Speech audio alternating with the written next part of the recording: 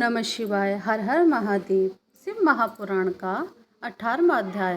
ब्रह्मा जी ने कहा, हे नारद, शिव गणों के ऐसे वचन सुनकर यमदूत लज्जित होकर यम के पास गए तथा उन्हें सब हाल विस्तार पूर्वक कह सुनाया। यम को भी यह सुनकर आश्चर्य हुआ।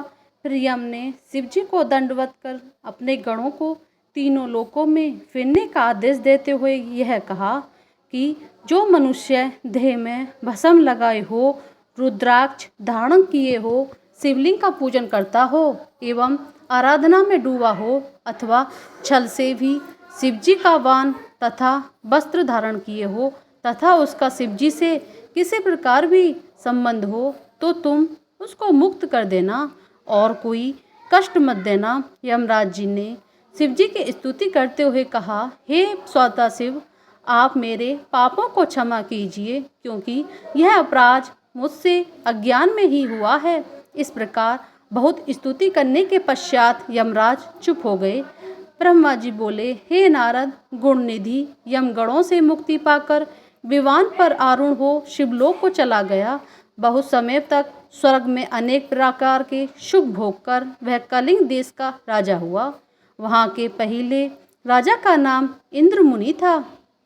गुण निधि ने उसी के यहाँ जन्म लिया तथा कदरम के नाम से प्रसिद्ध हुआ। वह शिवजी का अन्य भक्त था। इंद्र मुनि अपने पुत्र में राजा के संबंध लक्षण देख अपना संपूर्ण राज्य उसको सौंप रानी सहित वन में जाकर शिवजी की कठिन तपस्या करके शिवलोक को प्राप्त हुआ। कदरम को पूर्व जन्म का स्मरण था, इसलिए वह संबंध शिवालयों में दीपदान करने लगा। उसने प्रत्येक मंडलेश्वर को आदेश दिया कि जितने भी शिवालय हों वहाँ दीपक जलाएं जाएं और जो इस आज्ञा को उल्लंघन करेगा उसको सिरधड़ से अलग कर दिया जाएगा। गांव के स्वामी इस भय से दीपदान करने लगे। वह स्वयं भी बड़े हर्ष के साथ इस कार्य को करता रहा। उसने अपनी नीति द्वारा जनता को प्रसन्न रखा। वह जीवन भर शिवजी के दीपदान से अचेतन रहा। जब उसकी मृत्यु हुई तब उस पुण्य से वह शिवलोक को प्राप्त हुआ। उसने शिवलोक में अनेक प्रकार के आनंद एवं सुख भोगे तथा शिव चरणों का ध्यान धरता रहा। इसके पश्चात उसने मृत्यु लोक में जन्म लिया। ब्रह्मा जी कहते हैं, हे नारद, अब मैं तुम्हें अपने लड़के के पुलस्त्य के पुत्र का हाल सुनाता हूँ। मेरे पुत्र पुलस्त्य के विश्वा नाम का एक पुत्र हुआ। विश्वा के 3 स्त्रियां थीं।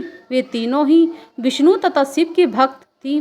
विश्वा की सबसे छोटी पत्नी से विभीषण का नाम का पुत्र उत्पन्न हुआ। विभीषण विष्णु का ऐसा भक्त हुआ कि वह इस अथाह संसार सागर से पार हो गया। विश्वा की मछली पत्नी 2 पुत्र रावण तथा कुंभकर्ण तुम्हारे सांप के फलस्वरूप उत्पन्न हुए। वे दोनों ही शिव के भक्त बनकर अनेक प्रकार के संसारी भोग विलासों में लिप्त हो गए। उनमें से रावण ने शिवजी की कठिन तपस्या कर उनसे वरदान प्राप्त किया। उसने तेज एवं प्रताप से संसार भर में राज्य किया। विष्णु भगवान ने उसका नाश करने के लिए स्वयं द्विभुज मानव अवतार लिया था, जिनका नाम राम हुआ, परंतु वे रावण का नाश नहीं कर सके। तब उन्होंने शिवजी की आराधना कर अपने कठिन तप से उनको प्रसन्न किया और शिव के अवतार अर्थात श्री हनुमान जी को साथ लेकर वानरों की सहायता से रावण वध किया तथा उसके वंश को ही मिटा डाला।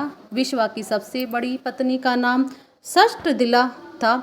उसके उधर से गुणनिधि का जन्म हुआ था, जिसका वर्ण पहले किया जा चुका है। विश्वा ने पहले लंका में रहकर जो उचित था वह किया, फिर काशी में आकर बहुत तपस्या की, जिससे शिवजी उस पर अत्यंत प्रसन्न हुए। शिवजी का वरदान पाकर वह अलकापुरी का राजा हुआ तथा दिग्पति के नाम से प्रसिद्ध हुआ।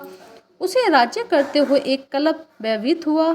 जब धनवान कल्प का शुरुआत हुई उस समय विश्वा ने तपस्या शुरू कर दी। उसने दीपदान की संपूर्ण विधि कट करके उसमें बहुत ध्यान लगाया। अस्तु वह काशी में कठिन तपस्या करने लगा और हृदय के नेत्र खोलकर उसने शिव जी के दर्शन प्राप्त किए। उसने हृदय को ब्रह्म ज्ञान से पूर्ण कर उसने मन को शांत कर लिया और उसी स्थान पर शिवलिंग की स्थापना करके षोडशोपचार द्वारा उसकी पूजा की। पूजा करते करते विश्वा के शरीर का रक्त एवं मांस सूख गया, केवल चर्म तथा हड्डियों ही शेष रह गईं।